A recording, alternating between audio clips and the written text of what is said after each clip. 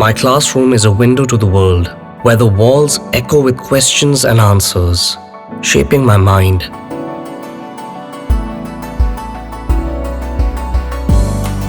That spark curiosity. And knowledge builds the foundation of my dreams.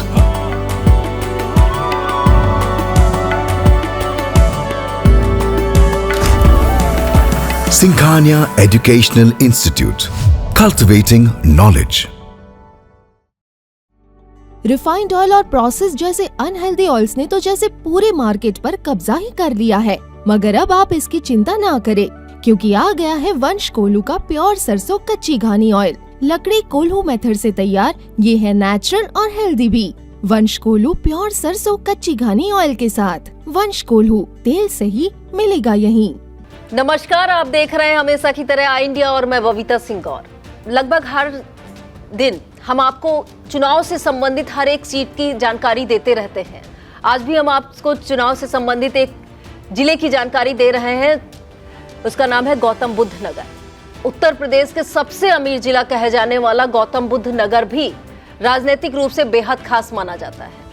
Gautam Buddha Nagar Lok Sabha seat पर 28 मार्च से 4 अप्रैल तक 34 उम्मीदवारों ने नामांकन पत्र दाखिल किया था, जिसमें 5 अप्रैल को 19 उम्मीदवारों के नामांकन पत्र निरस्त कर दिए गए थे।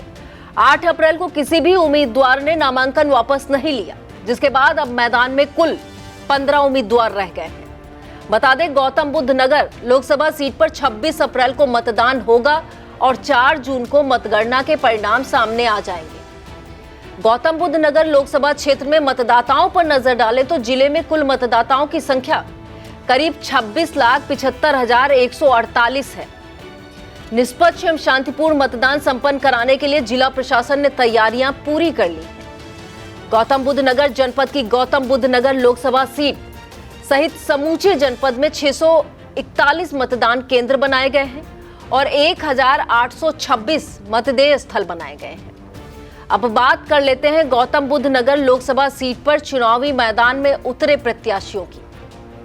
भाजपा ने इस सीट पर एक बार फिर मौजूदा सांसद और पूर्व केंद्रीय मंत्री डॉक्टर महेश शर्मा पर भरोसा जताते हुए उन्हें अपना उम्मीदवार बनाया है। राजस्थान के अलवर जिले के नीमराना के पास मनेठी गांव में जन्मे महेश शर्मा पेशे से एक चिकित्सक हैं और नोएडा स्थित कैलाश ग्रुप ऑफ हॉस्पिटल के चेयरमैन हैं।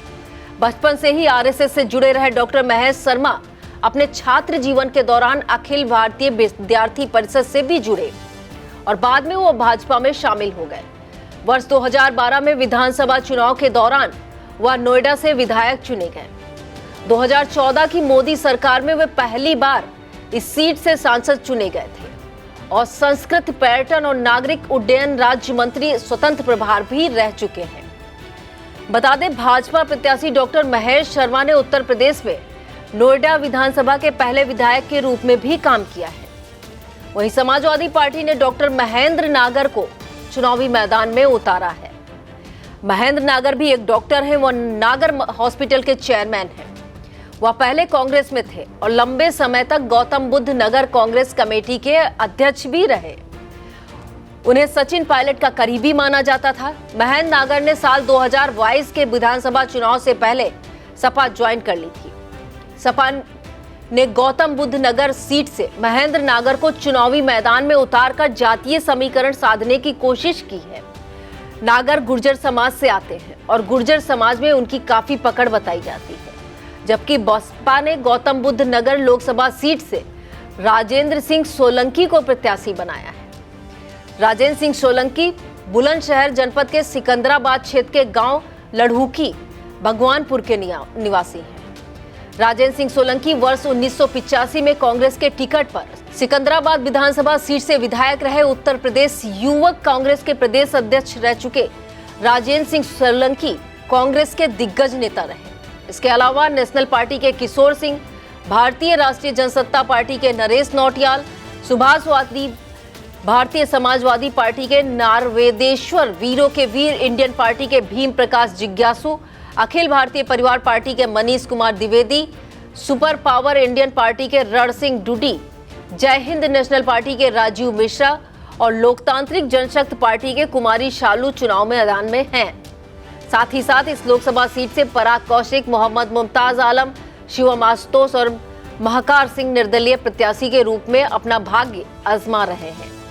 आइए अब नजर डाल लेते हैं गौतम बुद्ध नगर लोकसभा सीट के राजनीतिक सफरनामे पर। गौतम बुद्ध नगर संसदीय सीट के इतिहास की बात करें तो इसका इतिहास ज्यादा पुराना नहीं है। शुरुआती दौर में यह सीट बुलंदशहर लोकसभा सीट का हिस्सा हुआ करती थी, लेकिन 1962 के चुनाव में इसे नई बनाई गई खुर्जा लोकसभा सीट में शामिल कर लिया गया। 2008 में हुए परसीमन के बाद यह सीट अस्तित्व में आई। नई सीट के रूप में अस्तित्व में आने के बाद गौतम बुद्ध नगर में साल 2009 के लोकसभा चुनाव में पहली बार वोटिंग कराई गई। इस चुनाव में बीएसपी के सुरेंद्र सिंह नागर ने बीजेपी के डॉक्टर महेश शर्मा को 15,904 मतों के अंतर से हराया था। समाजवादी पार्टी तब तीसरे स्थान पर रही थी। 2014 के चुनाव में मोदी लहर का असर यहां भी दिखाई दिया और गौतम बुद्ध नगर से बीजेपी की झोली में चली गई। बीजेपी ने डॉक्टर महेश शर्मा को फिर से मैदान में उतारा है और उन्होंने सपा के नरेंद्र भाटी को 2,80,212 मतों के अंतर से हराया था। 2019 के आम चुनाव में महेश शर्मा की जीत का आंकड़ा और बढ़ गया और 3 लाख से अधिक मतों के अंतर से वे चुनाव जीते।